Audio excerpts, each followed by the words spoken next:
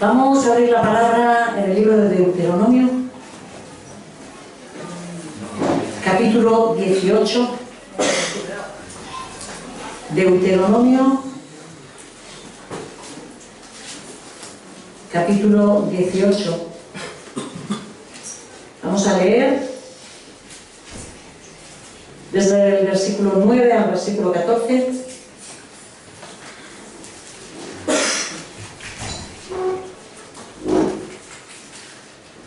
Son palabras de Dios, profecía.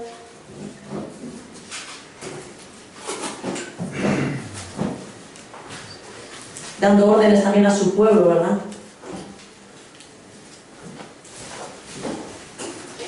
Cuando ellos acaban de entrar en esa tierra prometida, ¿no? Dice así: cuando entres en la tierra que te da el Señor tu Dios, no imites las costumbres abominables de esas naciones. Nadie entre los tuyos deberá sacrificar a su hijo o hija en el fuego, ni practicar adivinación, brujería o hechicería, ni hacer conjuros, servir de medium espiritista o consultar a los muertos. Cualquiera que practique esas costumbres se hará abominable al Señor, y por causa de ellas el Señor tu Dios expulsará de tu presencia a esas naciones. A los ojos del Señor tu Dios serás irreprensible. Las naciones cuyo territorio vas a poseer consultan a hechiceros y adivinos, pero a ti el Señor tu Dios no te ha permitido hacer nada de eso. El Señor prohíbe terminantemente a su pueblo el entrar a practicar cualquier tipo de prácticas que vamos a llamar en general ocultistas. Ya sea la adivinación. Yo sé que a veces cuando hablamos de ocultismo, normalmente ¿en qué estamos pensando? ¿En hechicería? Cosas ocultas. Muy bien, no, sinceramente, ¿qué solemos pensar? Ocultismo. Brujería, hechicería, las cartas, el tarot. Pero eso normalmente se nos pasa, ¿vale? Decimos. La bola de cristal, ¿no? Adivinación. Horóscopo. Sí. Eso es. La ouija. Cosas que normalmente, ¿verdad? Decimos, eso también es brujería, también es ocultismo, ¿sí? La realidad es que cuando oímos esa palabra de ocultismo muchas veces estamos pensando en sacrificios satánicos, ¿verdad? En esa magia negra, ¿no? Pero la magia que le pintan de color de blanco también es práctica de ocultismo, el vudú, la santería, esos horóscopos que a veces nos gusta mirar para ver qué depara el futuro o qué dicen los astros, ¿verdad? De lo que me puede pasar, ¿no? Esas prácticas de espiritismo, etcétera, etcétera. Todo eso son prácticas ocultistas, ¿no? Todo tipo de prácticas en las que buscamos la ayuda para resolver nuestras necesidades o problemas en algo o alguien que no sea Dios mismo o su Hijo Jesucristo, es pecado, es idolatría. Vuelvo a decirlo, ¿vale? Porque quiero que lo penséis. Y amado Espíritu Santo, te ruego en el nombre de Jesús que tú traigas a cada uno revelación. Todo tipo de prácticas en las que buscamos la ayuda para resolver nuestras necesidades o nuestros problemas personales en algo o en alguien que no sea Dios mismo o su Hijo Jesucristo es pecado, es idolatría. Ya sean ángeles, ya sean demonios, ya sean santos, ya sean vírgenes. Todo lo que no sea Dios, todo lo que no sea Jesús, es algo que la palabra nos dice, no tenemos que buscar en él la salida. Porque las Escrituras nos enseñan que detrás de cada imagen adorada, en realidad hay un demonio que se adora. Primera de Corintios, la primera carta a los Corintios, en el capítulo 10, por favor.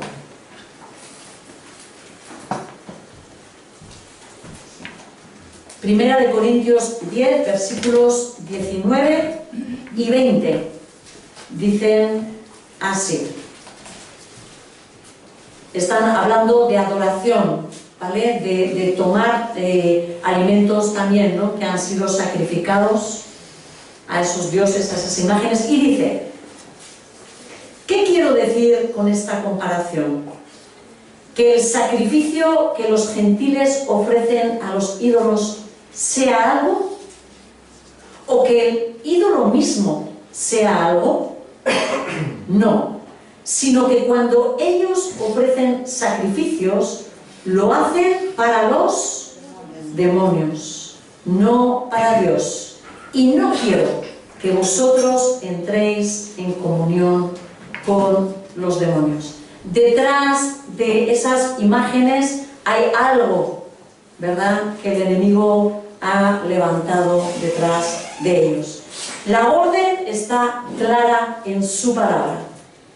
El contacto con todo el mundo espiritual de poderes que no están sometidos a Dios está completamente prohibido para el hombre. ¿Cómo está? Prohibido para el hombre el entrar en ese mundo espiritual. Y ciertamente ese mundo ha sido siempre excesivamente atractivo para el hombre. El ser humano ha buscado el poder, la capacidad de manipular la realidad de su vida o de la de otros a través de esa vía, asociándose con los poderes espirituales de las tinieblas. ¿Para qué? Para usar los conocimientos y las capacidades que ellos tienen para su beneficio. ¿Verdad o no? ¿Cuántas veces habéis conocido a qué van las personas muchas veces a pedir esos trabajos? ¿A qué van? Para hacer el mal. Destrúyeme a este, derríbame tal, quiero una maldición sobre esta persona, quiero que esa persona no prospere, quizás porque sienten envidia, quizás porque sienten rabia y no tienen cómo canalizar esos sentimientos negativos, esos sentimientos de venganza. Otras personas, y muy típico, las mujeres, muchas veces ¿a qué van a esto? Decirlo, amarrar el hombre, tal cual, es así, ¿es verdad o no es verdad? Lo quiero mío, no vas a, sí o no, lo conocemos, no vas a querer a nadie más. Ah, que ya no me quieres a mí, te aseguro, ¿verdad?, que vas a ser infeliz hasta el final. Estas palabras lo decimos aquí entre risas, pero de verdad que están destruyendo y atando las vidas de muchas personas en destrucción. Y algunas yo sé que están también aquí, ¿verdad? Esas ataduras son bestiales, son terribles, amarran la vida. Y estoy hablando no solo de personas que no son creyentes, estoy hablando de personas creyentes que tienen todavía sus vidas en ligadura, porque no han roto expresamente esa ligadura. Ahora en Cristo tienen el poder, pero todavía su vida está completamente ligada a esa maldición, a ese hechizo que les han hecho, porque no han ido a la raíz a romper y a deshacer esa atadura que han creado en su vida. Os lo digo sabiendo lo que estoy diciendo, ¿vale? Pero solo Dios sabe la trascendencia que cualquier tipo de contacto con ese más allá tan atractivo tiene para nosotros. Solo Él sabe la enorme puerta que abrimos en nuestras vidas para que Satanás gane autoridad sobre nosotros. Solo Él entiende las ataduras que se crean en nuestras almas y en nuestros espíritus, que nos impide o bien acercarnos a Él para conocerle. Personas que están luchando, que ven a Dios, pero no terminan de poder acercarse a Él, y ellos te dicen, de verdad que quiero servir a Dios. Y no pueden, ¿verdad? Ataduras a las personas que quizás ya se han encontrado con ese Dios, pero que no saben por qué no terminan de crecer espiritualmente. No comprenden muchas cosas espirituales y se ven como todavía cautivos por muchas cosas que estaban en su vida antes, pero muchas veces no se atreven a hablar ni a expresarlo, ¿verdad? Para no quedar mal en medio de los hermanos, ¿no? No vaya a ser que les digan que ellos no son creyentes, ¿no? El Señor sabe cuál es el mal que atará nuestra vida cuando nosotros participamos en el mundo de tinieblas, ¿verdad? Y sabe, y es por eso que en su misericordia Él nos avisa que nos guardemos completamente de esas prácticas. Y llega a decirnos, como hemos leído, que será abominable ante Él cualquiera que practique estas cosas. Es decir, que será aborrecible, ¿sí? Que quedará bajo maldición la persona que practique estas cosas, ¿no? La palabra nos avisa que precisamente por esas prácticas, dice, y hemos leído, fueron exterminados los habitantes de la tierra que fue tomada por los israelitas. Como hemos leído, dice que por causa de ellas, de estas costumbres, de esa práctica que tenían, dice que el Señor tu Dios expulsará de tu presencia a esas naciones. ¿Y sabéis lo que es más terrible todavía? Que no solamente las personas que practican tales cosas se contaminan, sino la Escritura nos dice que la tierra misma, la tierra donde habita esa gente, queda contaminada. Levítico 18. Levítico 18, versículos del 24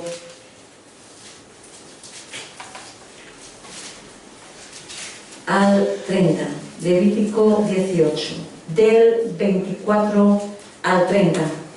Dice así la palabra: no os contaminéis con estas prácticas, como así se contaminaron las naciones, que por amor a vosotros voy a arrojar, y aún la tierra misma se contaminó. Por eso la castigué por su perversidad, y ella, está diciendo la tierra, vomitó a sus habitantes. Vosotros obedeced a mis estatutos y preceptos. Ni los nativos ni los extranjeros que vivan entre vosotros deben practicar ninguna de esas abominaciones, pues las practicaron los que vivían en esa tierra antes que vosotros, y la tierra se contaminó. Si vosotros contamináis la tierra, ella os vomitará, como vomitó a las naciones que la habitaron antes que vosotros. Cualquiera que practique alguna de estas abominaciones será eliminado de su pueblo. Vosotros observad mis mandamientos y absteneos de seguir las abominables costumbres que se practicaban en la tierra antes de que vosotros llegarais. No os contaminéis por causa de ellas. Yo soy el Señor vuestro Dios. ¿Sí? Tajantemente, completamente prohibido la práctica de adoración a ninguna imagen, a ningún ídolo, porque dice dentro de los 10 mandamientos: no os hagáis imagen, no os hagáis imagen, yo soy Dios, soy espíritu, no se puede nadie hacer una imagen de mí, porque yo soy Dios, ¿verdad? Y mirad, pensando en la tierra, pensando en la contaminación de la tierra, quiero que vosotros mismos me digáis, ¿qué tierras están malditas por estas prácticas de brujería? África. Haití, África, Venezuela, India, Son países pobres. Pakistán, sí, países pobres en abundancia, países en guerra, hay algunos que no tienen jamás calma, que hay una rebelión, ¿perdón? Israel. Israel, el pueblo de Israel fue maldito. ¿Sí? El pueblo de Israel fue maldito. ¿Cuándo fue maldito? Cuando sacrificaron a Jesús y dijeron: caiga sobre nosotros y sobre nuestra descendencia la culpa de lo que estamos haciendo. Se automaldijeron, se automaldijeron. El enemigo también sabe de la maldición que viene detrás de todas las prácticas mencionadas. No solo Dios, sino que el enemigo está, ¡pum!, al quite a tomar autoridad. Las consecuencias no solo afectan a nuestras personas, sino también a nuestros descendientes. A nuestros descendientes. Que dice Dios que Él visita la maldad de los padres en los hijos hasta la tercera y la cuarta generación. Por eso ha creado estrategias para atrapar a la gente en general, no solo a nosotros los creyentes, sino ya el enemigo intenta maldecir a toda la humanidad, aunque ellos no se den cuenta. El enemigo odia a la humanidad, tiene celos del ser humano, porque sabe que Dios lo ama, que le entregó todo dominio sobre la tierra y que incluso ha llegado a entregarse para su salvación. Hermanos, ¿por quién murió y se entregó Jesús, el Hijo de Dios? ¿Para salvar a los hombres? ¿Lo hizo por los ángeles? No. Podría haberlo hecho, ¿eh? Pero no lo hizo. Y Satanás sabe las consecuencias de todo esto. No hace falta que seamos conscientes de lo que estamos haciendo para haber pecado y habernos implicado en ese mundo. Por eso, una estrategia muy usada es, como decía la obra, el engaño. Se presentan las cosas como si fueran inocentes, como si fueran para niños, y cuando te quieres dar cuenta estás enredado en ese pecado. ¿Quién de vosotros no ha practicado no ha participado o no ha estado al lado. Cuando en los colegios se nos invitaba, siempre hay alguno que nos dice, vamos a jugar a la Ouija, ¿no? Vamos a jugar, ¿cómo se llamaba esto de los bolis y eso? Charlie Charlie. Cada uno en cada sitio se le llamará de una forma, ¿verdad? ¿Sí? En el espiritismo. ¿Sí? Alguno pone cara como diciendo yo no. Pero pocos eran los que se han librado, ¿eh? Si no hemos estado ahí... Yo sí he hecho la Ouija. ¿Verdad? Pero una vez y nada más. Sí.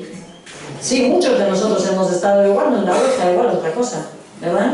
Pero ahí cerquita, ahí hemos andado, ¿no? Rondando ese mundo espiritual, ¿no? ¿Qué ocurre? Que eso trae ataduras a nuestra vida. Aunque digas, yo no soy la que manejaba, no sé exactamente cómo va la Ouija, porque yo, por ejemplo, eso no lo he practicado, ¿vale? Pero yo no soy quien lo hacía, pero si igual tú estabas allí, así temblando, ¿no? Porque yo sé de gente que dice, yo estaba temblando de miedo, pero estaba ahí como mirando qué pasa, qué tal, ¿no? Y quizás eso mismo, la complicidad, te pueda afectar a tu vida espiritual, ¿sí? Por eso, ese mover del diablo a través del engaño, ¿no? Esos compañeritos que nos invitan a una u a otra forma, ¿no? de práctica de este tipo, ¿no? Un gran aliado con el mundo del ocultismo es Disney.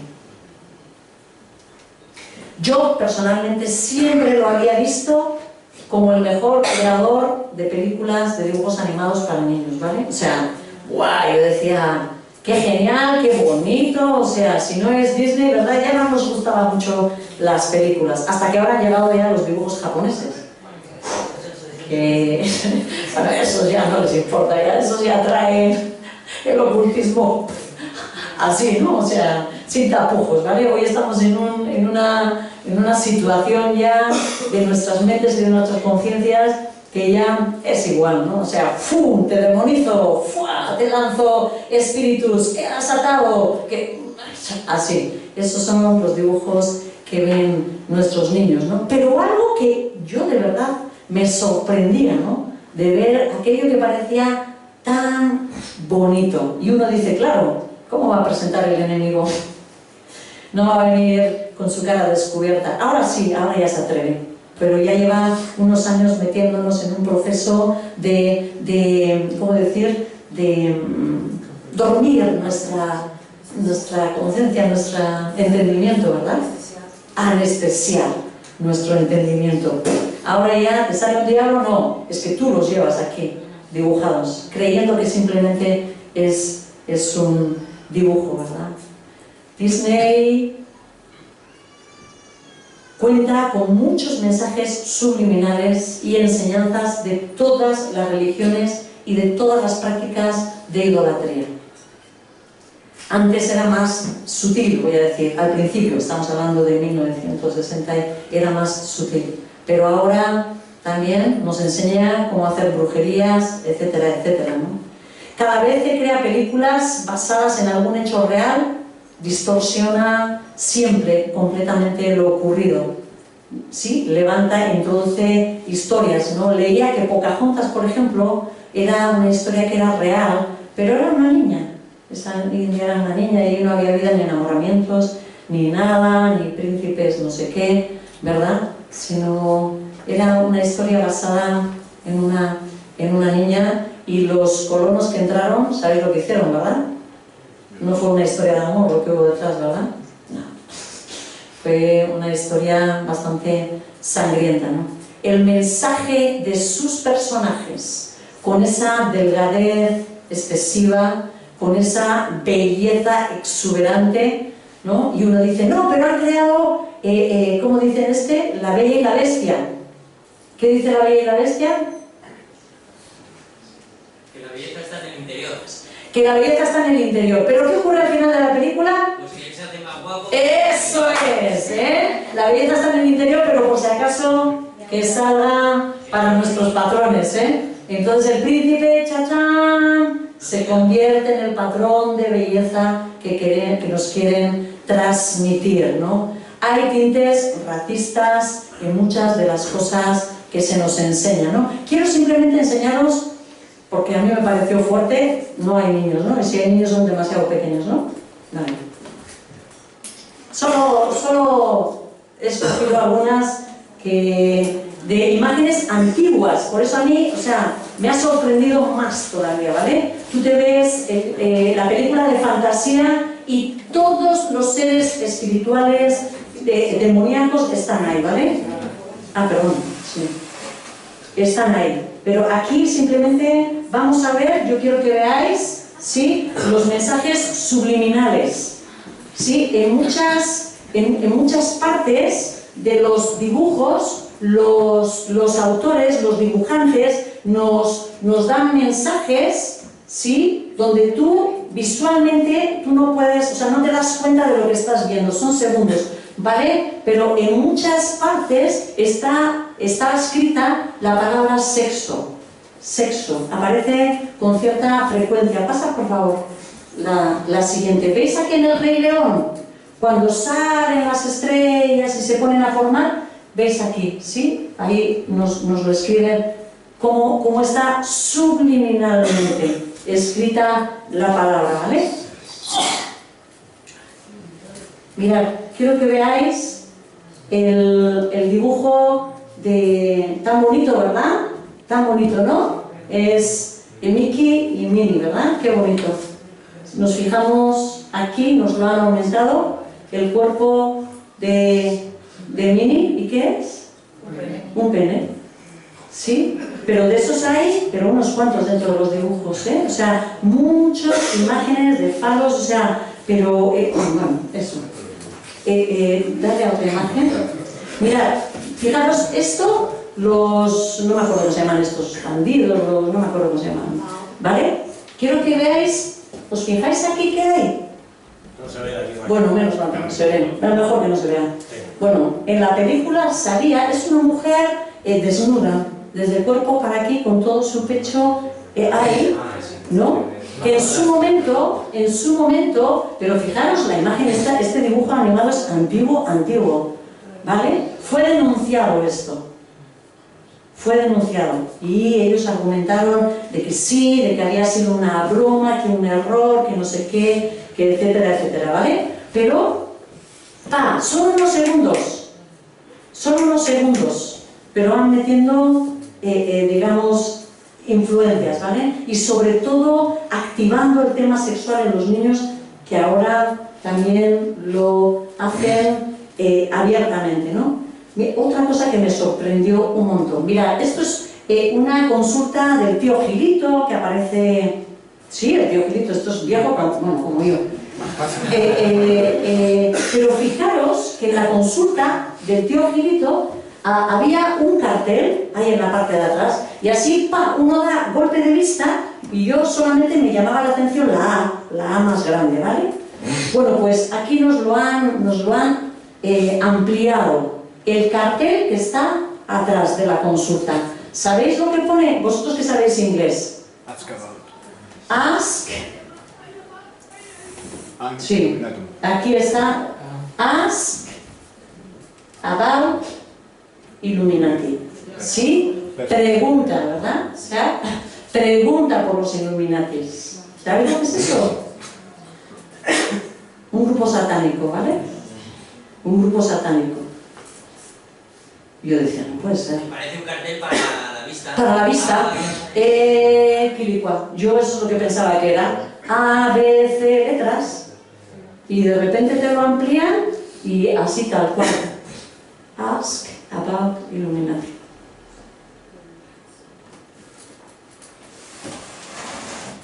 Mirad, este es el anagrama que ellos tienen, ¿vale?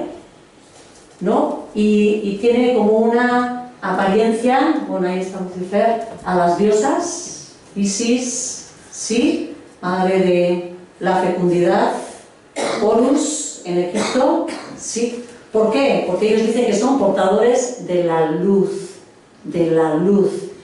¿Cómo se llama ese ángel caído? El de luz. O Lucifer, ¿verdad? Vale. Y está en unas escaleras, en 6 escaleras, y ella en la punta, ¿sí? Y subliminalmente, que yo nunca me había dado cuenta, parece ser que en la parte derecha de lo que es el anagrama, o sea, la imagen esa que nos ponen en pantalla, ¿sabéis lo que hay? Aquí igual no se ve demasiado bien. Bueno, pues hay un ojo, un ojo metido dentro de un triángulo, aquí, en esta zona, ¿vale? Sí, dentro de una pirámide, un ojo, ¿sí? Que es un símbolo satánico, ¿verdad? De aquel que todo lo ve, y no es Dios precisamente para ellos, ¿vale? Sí, así que el Señor nos dé sabiduría, sí, un momento, sí, nos dé sabiduría, ¿no? Si echamos un vistazo a cualquier civilización de cualquier tipo, a la tribu más apartada, siempre vamos a encontrar prácticas de adoración a dioses falsos. ¿Es verdad o no? Vayas a donde vayas, toda civilización, vayas a donde vayas, tiene adoración. Adoración a dioses falsos. En África saben perfectamente que son demonios a lo que se adoran, ¿verdad? Se sabe. Hay un poder, pero ellos saben perfectamente, este es un demonio, lo que pasa es que hay que buscar el que tenga más fuerza, ¿verdad? Quien tiene mayor poder. En otros países la adoración es más sutil. Por ejemplo, puede aparecer un ser que representa el completo despertar espiritual, que dicen, por ejemplo, a Buda, dicen, no, este representa ¿no? esa iluminación, también por cierto, despertar espiritual. O dioses a quienes se les atribuye determinados actos y capacidades. ¿Sí? Por ejemplo, en el budismo, pues ahí está, ¿no? El Brahma, Shiva, Krishna, ¿sí? Son dioses que están ahí en el hinduismo, ¿no?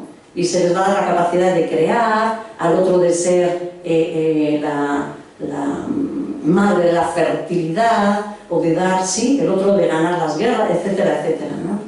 Bueno, estuve mirando en cada cultura, ¿no? En el sintoísmo, por ejemplo, está Amaterasu, que por cierto parece un nombre en euskera, Aizen y Sanagi, ¿sí? Que están ahí en Japón, ¿no? Quienes practican ese sintoísmo, ¿no? En China hay otro montón de dioses, Putzal, Lisin, etcétera, etcétera. Bueno, ahí cogí algunos nombres, pero en cada cultura tienen los suyos, ¿no? Con la extensión del Evangelio en los primeros siglos, sobre todo lo que representaba el Imperio Romano, la verdad fue desplazando a esas prácticas ocultistas, ¿sí? Cada pueblo tenía una idolatría. Pero cuando llega el cristianismo, ¿no? La cultura aparentemente se comienza a desplazar esas prácticas de idolatría. La gente, en cierta medida, fue conociendo que de repente pues, hablaban de un solo Dios verdadero, de su Hijo Jesucristo, que se había hecho hombre para traer, ¿no? A través de esa obra redentora, ¿no? Un camino de salvación. Y digo en cierta medida porque las apariencias eran unas, pero la realidad de mucha gente era otra. La gente no comprendía el mensaje, porque no se transmitió el mensaje con completa honestidad. Gran parte del mundo, es verdad que el mundo occidental, y menos el mundo oriental, fue influido quizás en las leyes, en las prácticas de justicia, incluso en el desarrollo económico-social. Es verdad que en esta parte del mundo hay mucho más desarrollo por todo ese conocimiento y toda la palabra y la bendición de Dios que trajo a esta tierra, ¿verdad? Que el cristianismo llevó. Pero en la realidad espiritual se usaron muchas estrategias humanas. Orar, por favor. Muchas estrategias humanas, ¿vale? Por ejemplo, la Iglesia, que para entonces, sobre el siglo IV, se empieza a corromper y desviar, ¿sí? En realidad, para que aceptaran ese imperio romano sobre ellos, comenzaron a cambiar la adoración de los ídolos en adoración a los santos, ¿sí? La Iglesia primitiva jamás adoró a sus santos. Jamás adoró a sus santos. Jamás adoró a la Virgen. Siempre súper respetada, ¿sí? Amada, pero jamás la adoración. Porque esto es algo que la Biblia dice que está prohibido. ¿A quién podemos adorar? Solamente a Dios. Y Jesús es Dios, ¿vale? Entonces, en el origen jamás se hacía esto. ¿Qué ocurrió? Que la religión cristiana se presentaba delante de otras religiones, delante de otras culturas que tenían muchísimos dioses. El Imperio Romano, multitud de dioses. El Imperio Griego, multitud de dioses. El Imperio en Egipto, multitud de dioses. Y la cantidad de dioses representaba poder. Se presenta una religión con un solo Dios. ¿Sabéis qué pensaban? ¡Qué pobreza!, ¿no? ¡Qué pobreza! Un solo Dios. ¡Qué pobreza! ¿Sí? Nosotros tenemos muchos dioses. Y al final lo que se fue haciendo es transformar y tomar. Decimos, bueno, entonces ¿qué adoramos? Ponemos santos, ¿sí?, en vez de dioses. De forma que la gente tuviera un sentimiento de que no solo se adora a un Dios, sino que hay más poder, tenemos más poder que el poder de un solo Dios, ¿no? Así que se cambió la adoración verdadera. La festividad que la gente tenía para la adoración de un dios o de una diosa se imponía en una festividad a un santo o a veces a la Virgen. Mirad, solo he cogido un par de ejemplos, ¿vale? El 25 de diciembre. El 25 de diciembre, que en el Imperio Occidental se celebraba el término de ese acortamiento de las noches, era una fiesta dedicada al dios Sol, porque se celebraba su triunfo, se declaraba de que iba a empezar a alargar los días. Fue entre los años 324 y 325 después de Cristo cuando se decidió su institución como fiesta cristiana. ¿Qué empezaron a conmemorar entonces? El nacimiento de Jesús, de nuestro Salvador. ¿Sabéis con qué coincidía la fiesta del 25 en Egipto? Coincidía con la celebración del nacimiento de Horus y la resurrección de Osiris, que era el dios nacido de una virgen llamada Isis y que seguía siendo virgen después del alumbramiento. Esto es dioses de Egipto. Otro ejemplo era Semana Santa, que como en las fiestas de Navidad también empieza a ponerse en práctica como celebración en el siglo IV, ¿vale?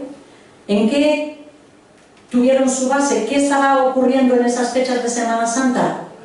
Los paganos celebraban el culto al dios Atis y se celebraba su muerte y su posterior resurrección dentro de la idolatría, el culto al dios Atis. Nuestro Señor Jesucristo no nos manda recordar su muerte y resurrección en una fecha concreta, sino más bien, ¿qué es lo que Él nos manda a nosotros? ¿Cuándo tenemos que celebrar su muerte y resurrección?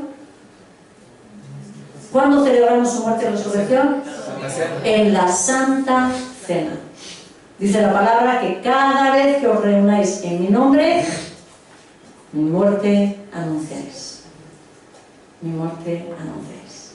Etcétera, etcétera. Es un mundo, ¿eh? Lo de las fiestas, puedes descubrir detrás de cada una qué era lo que había detrás, ¿vale? Pero toda esta estrategia ha fracasado. En el occidente, sobre todo, se está levantando de nuevo toda una adoración a todo eso que fue camuflado, ¿vale? Todo eso que estaba, esa adoración camuflada, vamos a decir, ¿no? Como con nombre cristiano, ha caído por tierra. Ahora, de hecho, existe ya a cara descubierta el llamado movimiento neopagano, ¿sí? Neo, de nuevo, paganismo. Y así lo llaman. ¿Qué están intentando a través de ese nuevo movimiento? Volver a promover la adoración, pero ya clara, de los dioses que existían antes, ¿no? En cada cultura. ¿Sí? Aquí, por ejemplo, ¿qué es lo que está resurgiendo? Vamos a venirnos aquí a Lasarte, Donosti, donde vivas. ¿Qué es lo que se está resurgiendo? Hernani, no nos vamos más lejos. No tenemos a Fernando, que el pobre mira, que se adora, que se resurge, que hay con fuerza impresionante en Hernani. Brujería. Brujería. ¿Qué se celebra en las fiestas de Hernani? Un aquelarre. Un aquelarre. ¿Sabéis lo que es eso? ¿No? Bueno, eso es un encuentro, en principio, de brujas con Satanás, ¿vale? Donde se hace una fiesta, un desmadre, es una fiesta satánica. ¿Y dónde se hace esa fiesta? Enfrente de la iglesia. Enfrente es el ayuntamiento. La bruja sale y declara la posesión, ¿sí? Del ayuntamiento y de la autoridad. Esto estoy hablando aquí en el pueblo ahora, ¿eh? De la autoridad que tiene sobre ese pueblo el gobierno, ¿verdad? Y burlan y hacen la fiesta, que es una... enfrente de la puerta de la iglesia que está al lado del ayuntamiento. ¿Sabéis quiénes participan en esa inocencia? Adivinar. Todos los niños del pueblo se disfrazan ¿de qué? De brujas. ¿De brujas y de? Duendes. De duendes. De duendes. Villasain también. ¿Y hacen? Villasain. En Villasain también. En Villasain. ¿Sí? En Villasain. Cultos satánicos en las plazas de nuestros pueblos y todo el mundo lo celebra. Vamos a la fiesta. Vamos a la fiesta, ¿verdad? Pero bestial lo que está ocurriendo. Aquí solemos tener una quema en la mitad del pueblo y ¿quiénes salen a bailar? ¿Cómo se llama? Los niños. ¿Cómo se llama la fiesta? Sorgin Jaya. ¿Sabéis lo que significa eso? La fiesta de la bruja. Ese es el grupo además que dirige las fiestas en gran cantidad, en gran parte en Lasarte. La fiesta de la bruja. Quiero que veáis un cartel. Un cartel. ¿Está ahí? ¿No está? ¿No bajó alguien dentro del grupo? No hay más imágenes. Vale. Es que era un cartel que era pero con un demonio así de grande, ¿sí? Que estaba reflejado en el cartel en el barrio de Zabaleta. Os invitamos en euskera, todo, ¿vale? Os invitamos a... ¿Y sabéis quién lo...? Sí, se me ha ido la batería. En Trincherpe también ha puesto. En Trincherpe. ¿Sabéis quién lo organiza? El club del tiempo. Ahora, dice los niños, tienes ahí, eso no se puede, ¿se puede pasar la imagen? No. Sí, bueno, es igual, pero vamos, o sea, más evidente no puede ser, ¿no? Ya no se oculta, ¿no? Y que era lo que yo quería enseñar, pero lo voy a hacer así rapidito. ¿Cuál es la fiesta que viene esta semana que viene? Halloween, ¿no? Halloween. ¿Sí? ¿Sabéis? ¿Alguien sabe la historia de Halloween?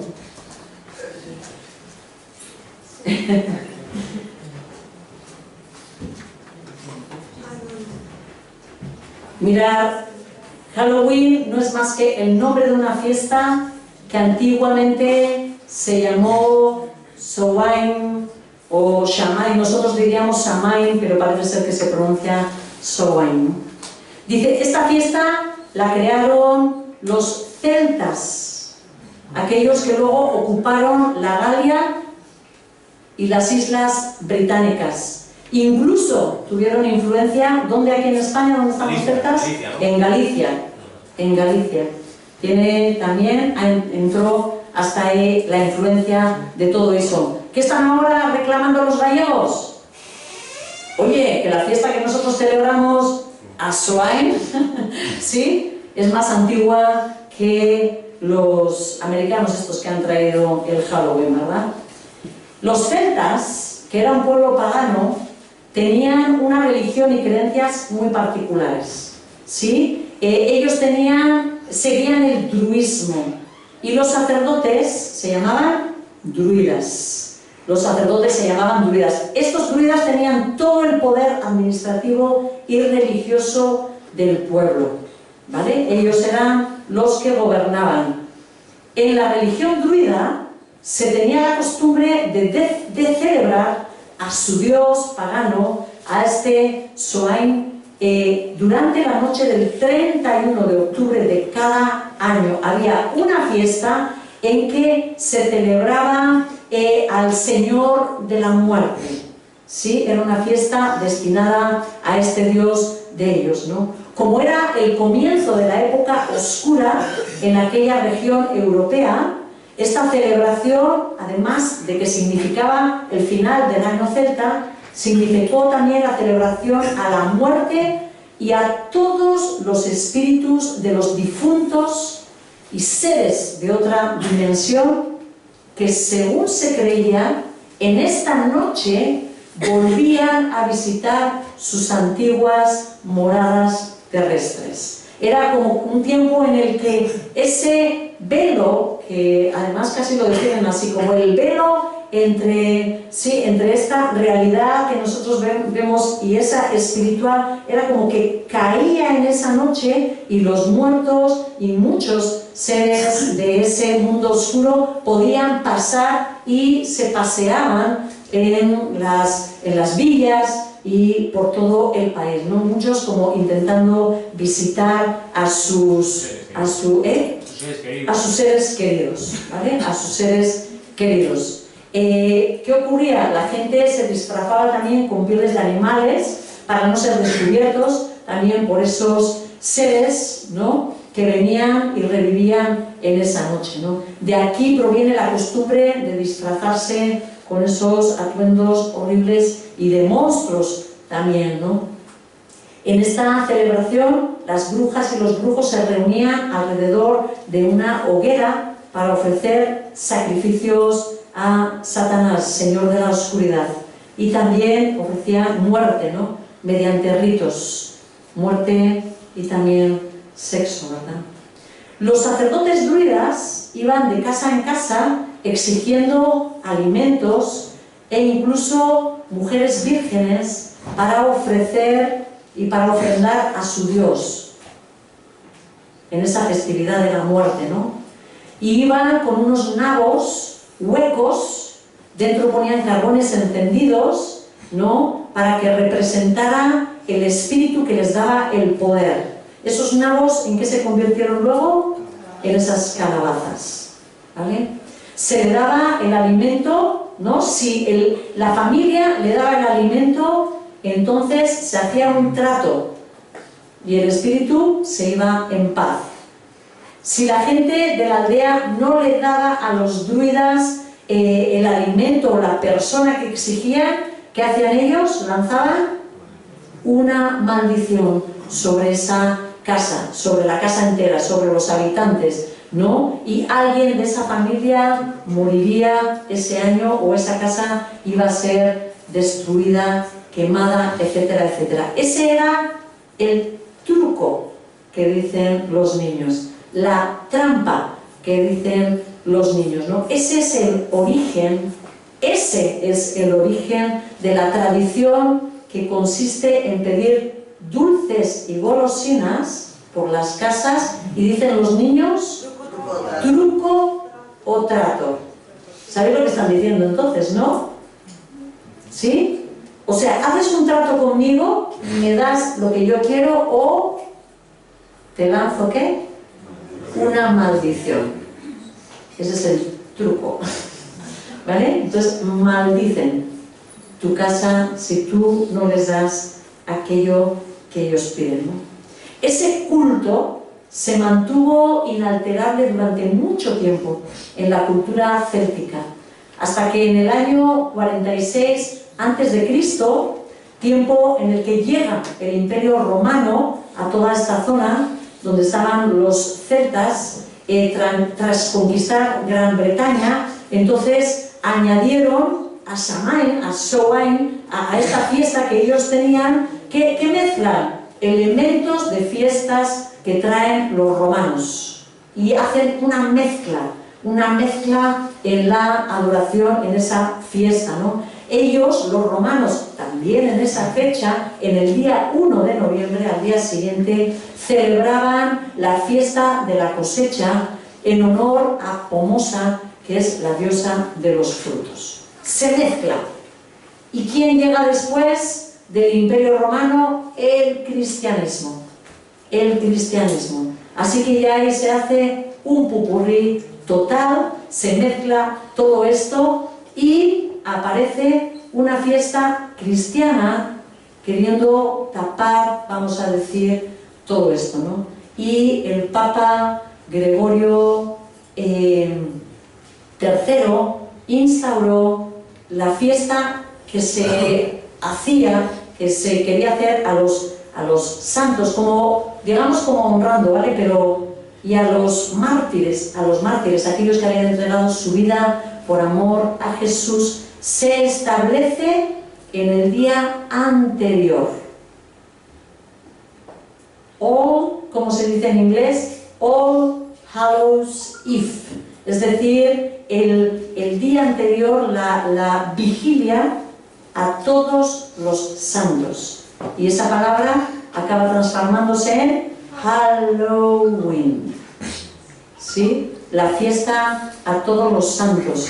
Comienzan a celebrarse en el día, digamos, como intentando tapar la fiesta a un dios pagano, ¿vale? Esta costumbre luego ya llega a Estados Unidos, a América, a través de los colonos, ¿sí? Cuando van los irlandeses, ingleses, colonos, llegan a Estados Unidos, ellos llevan su fiesta, ¿verdad? Y la transforman en algo súper popular. Es algo que luego lo comercializan y bueno, y se instaura también por satanistas, ¿no? Halloween hoy en día es una de las principales fiestas oficiales celebradas por los satanistas, ocultistas y adoradores del diablo, como la víspera del Año Nuevo en la brujería. Hermanos, vemos que esta fiesta, que por cierto se prepara con antelación, con ayunos y rezos, que ellos tienen una forma muy parecida a funcionar que nosotros. El diablo imita todo de Dios, ¿sí? Vemos que esta fiesta, que se presenta como un juego inocente, es una trampa del enemigo para que participemos en cosas ocultas, para que nuestros hijos vayan entrando en este mundo como algo simpático y agradable, ¿no? Yo sé que hay mucha presión en la sociedad para que participemos en estas cosas. Eso de ser diferente al resto de nuestros compañeros no nos gusta, ¿verdad?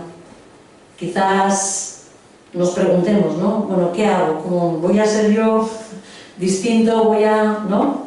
Pero el precio que se paga por participar, quizás lo veas más adelante en tus hijos, ¿eh? Quizás algún día te preguntes o te puedas contestar por qué tu hijo tiene una dificultad enorme de poder entender las cosas espirituales. Y sea algo que se le ha ido estableciendo con todo esto influido, ¿no? Ahora sabemos la realidad. Sabemos que lo que se mueve bajo esa aparente fiesta divertida, y la palabra nos dice en Colosenses 2:8: cuidaos de que nadie os cautive con la vana y engañosa filosofía que sigue tradiciones humanas, la que va de acuerdo con los principios o poderes espirituales de este mundo, y no conforme a Cristo. El Señor nos exhorta a huir de todo aquello que es pecado. Efesios 2, lo voy a leer yo, ¿vale? Dice así: así que no se hagan cómplices de ellos, porque ustedes antes andaban en oscuridad, pero ahora son hijos de luz, son luz en el Señor. Vivan como hijos de luz. El fruto de la luz consiste en bondad, justicia y verdad, y comprueben lo que agrada al Señor. No tengan, dice el versículo, nada que ver con las obras infructuosas de la oscuridad, sino más bien denúncienlas, porque da vergüenza aún mencionar lo que los desobedientes hacen en secreto. Así que en el nombre de Cristo Jesús, abramos los ojos espirituales y protejamos nuestras vidas y la de nuestros pequeños, que ya está siendo increíblemente bombardeada. Y es tan difícil guardarlos ya de toda esta estrategia abierta del enemigo. Así que oramos, ¿vale? Señor y Dios, hemos pedirte en el nombre de Jesús que abras nuestros ojos espirituales, que tú nos ayudes a sentir la trascendencia. Amado Espíritu Santo, yo sé que solo tú puedes hacer sentir, Señor, la realidad, el peligro de todo eso que tú has prohibido, y que a nuestros hijos, Señor, no se le pone en la mano, Dios. En el nombre de Jesús, ayuda a tu pueblo, Señor, a huir del pecado. Ayuda a tu pueblo a huir de la maldad. Ayuda a tu pueblo a no ser cómplices con las tinieblas, a no ser cómplices con este mundo, con esa estrategia satánica que gobierna el mundo en este momento. Te lo rogamos en el nombre de Cristo Jesús.